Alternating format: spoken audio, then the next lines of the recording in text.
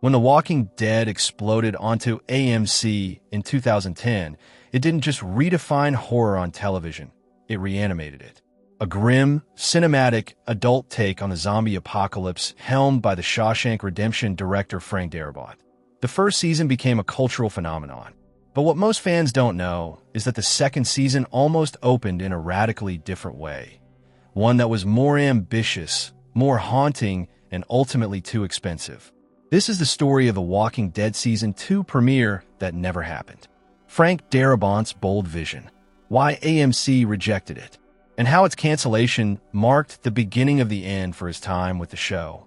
Before we get into why it was scrapped, let's talk about what it was.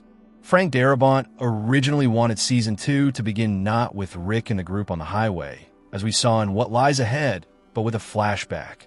A massive, visceral flashback. This alternate premiere would take us back to the early days of the outbreak, specifically to the fall of Atlanta.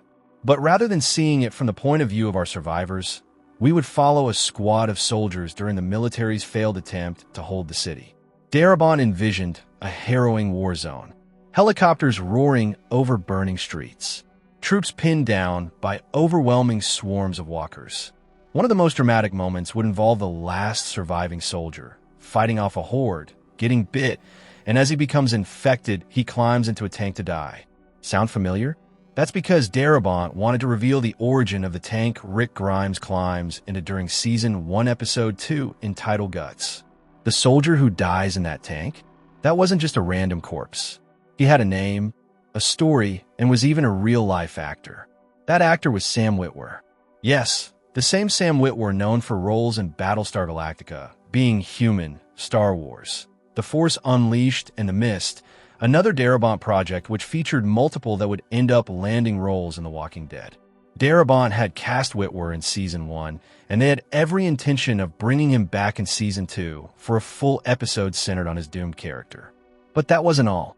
Darabont also planned to use the flashback to introduce early interactions between the main cast before we met them in Season 1. One moment would show Dale saving Andrea and Amy in the chaos of the city's collapse. The idea was to show how these people came together and why they trusted each other by the time Rick meets them. It wasn't just spectacle. It was backstory, emotion, and connective tissue that made the apocalypse feel real and lived in. So why didn't this episode happen? According to multiple sources, including Sam Witwer, and even leaked emails from Darabont himself, AMC rejected the concept primarily due to budget concerns. Despite The Walking Dead being AMC's highest-rated news series at the time, the network slashed the show's budget going into Season 2 from about $3.4 million per episode down to $2.75 million. A significant cut, especially when Darabont was asking for more money to shoot something even bigger than what they'd done before. Darabont didn't hold back his frustration. In one now public email, he wrote, "Guys and girls, I am in a state of absolute boiling rage right now." He made it clear that this wasn't just about trimming corners.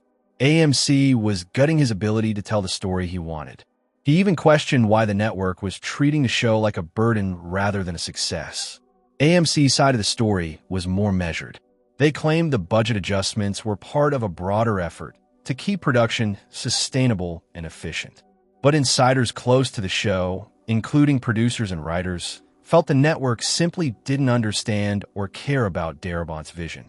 Ultimately, AMC shelved the flashback premiere. Instead, we got the more modest and honestly boring highway sequence in What Lies Ahead, which, while still kind of memorable, lacked the raw scale, excitement, and mythology-building Darabont had in mind. That decision was just one in a string of disputes between Darabont and AMC. The tension escalated. Communication broke down. And in July 2011, just days after promoting Season 2 at Comic-Con, AMC fired Frank Darabont as showrunner.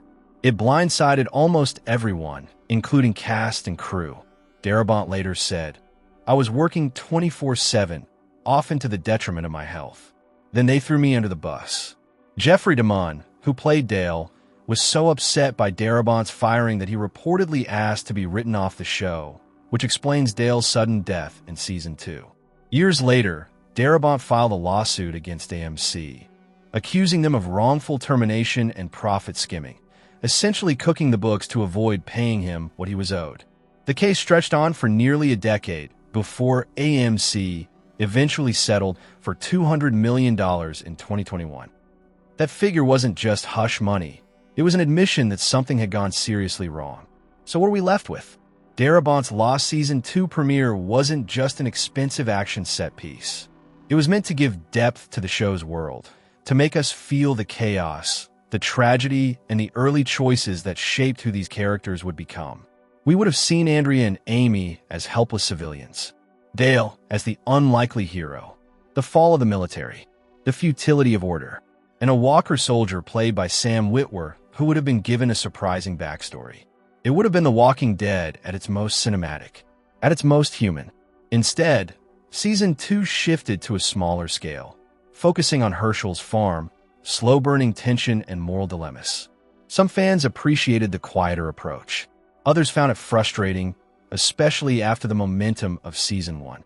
But had Darabont stayed on board, we might have seen an entirely different trajectory for the show, one with a wider scope and a tighter, more emotionally grounded mythology. Frank Darabont's Lost Season 2 premiere remains one of the biggest what-ifs in modern television. A victim of budget constraints, creative conflict, and executive decisions that prioritized cost over storytelling. But the legend lives on, through emails, through interviews, through actors like Sam Witwer, who've spoken openly about what could have been. In a way, Darabont's original vision is just like a Walker, killed before its time, but still shambling through the memories of fans who wish they could have seen it fully realized. If you enjoyed this deep dive into The Walking Dead that could have been, be sure to let us know. Would you have preferred Darabont's original premiere? And what would the show have looked like today if he'd stayed in charge? Thanks for watching, and remember, stay alive out there.